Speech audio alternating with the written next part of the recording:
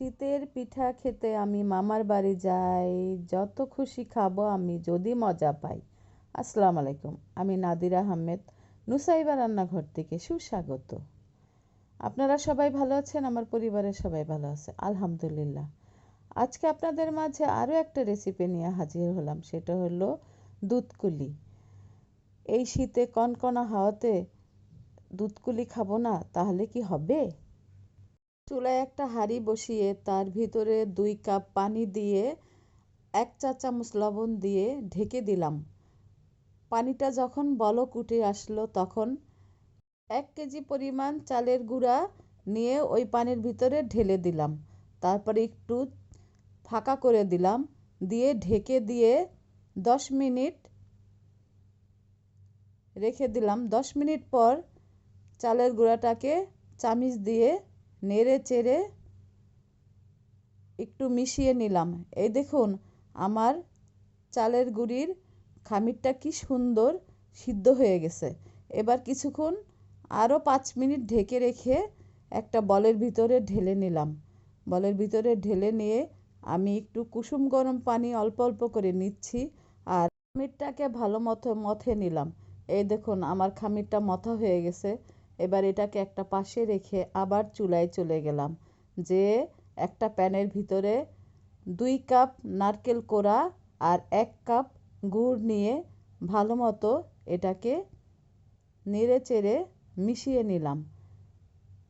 নাড়তে নাড়তে দেখা যাবে গুড়টা গলে নারকেলের সাথে মিশে যাচ্ছে। তখন আমাকে দ্রুত নাড়তে হবে, না হয় কিন্তু নিচে পোড়া লেগে যেতে পারে। আস্তে আস্তে নাড়তে থাকবো, নাড়া বন্ধ করা যাবে না, তাহলে নিচে লেগে যাবে। নারকেল গুড়ের পুরটা ঢেলে রেখে এবার আমি 1/2 কাপ পোলার চালের গুঁড়া করে নিয়েছিলাম, সেটাকে খালি প্যানে ভেজে নেব। ভাজা হয়ে গেলে এবার 1/2 কাপ পানি দিয়ে চালের গুঁড়াটাকে ভালো মতো নেড়ে চেড়ে রান্না করে নেব। রান্না করা হয়ে গেলে তারপরে নারকেলের পুরটা ওই চালের গুঁড়ার ভিতরে দিয়ে আস্তে আস্তে করে নেড়ে সুন্দর করে একটা পুর বানিয়ে নেব। পুর বানানো হয়ে গেলে আগেই যে আমি পিঠার খামির বানিয়ে রেখেছিলাম সেটাকে অল্প অল্প করে নিয়ে হাত দিয়ে মথে নিব। দেখুন আমার খামিরটা অনেক সুন্দর নরম হয়েছে। সেটাকে 2 হাত দিয়ে গোল করে নিব।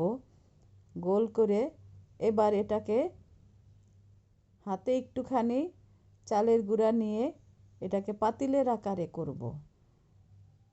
আস্তে আস্তে আস্তে করে পাতলা করে নিতে হবে।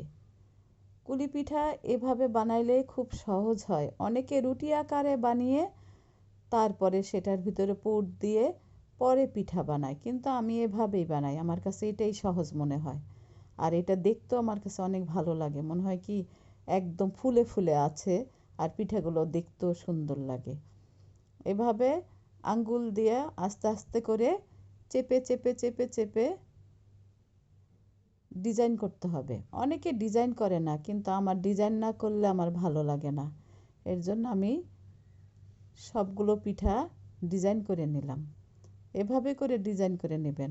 আর আমার খামিরটা কি সুন্দর নরম হয়েছে। আমি এটাকে যেভাবে করতে চাই সেভাবেই। যখন খামিরটাকে মাখাবেন অল্প অল্প পানি নিয়ে মাখাতে হবে এবং অনেকক্ষণ মথে নিতে হবে, তাহলে আপনার খামিরটা অনেক সুন্দর হবে। অনেকে বলে ফেটে যায়, অনেক কিছু হয়, কিন্তু আমার কিছুই হয়নি। আমার আজও কখনো কিছু হয় না। এই দেখুন আমার পিঠাগুলো কি সুন্দর হয়ে গেছে। আমার খামিরটা আমার হাতে অনেক সুন্দর মথা হয়।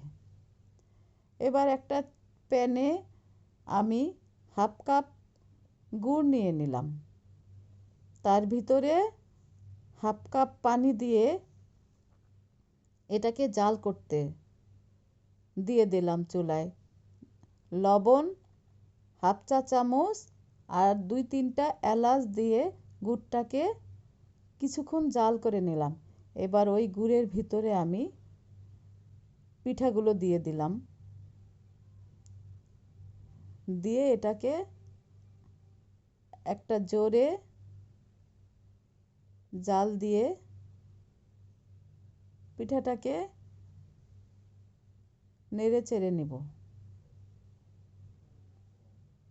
নেড়ে চেড়ে একটা ঢাকনা দিয়ে কিছুক্ষণ ঢেকে এটাকে সিদ্ধ হতে দেব। এই দেখুন আমার পিঠাটা কি সুন্দর সিদ্ধ হয়ে গেছে। এবার আমি আগেই 1 লিটার দুধ ঘন করে লিটার করে রেখেছিলাম। দুধ যত ঘন দিবেন পিঠাটা খেতে তত সুস্বাদু হবে। এবার হাফ কাপ নারকেল কোড়া দিয়ে দিলাম। দিয়ে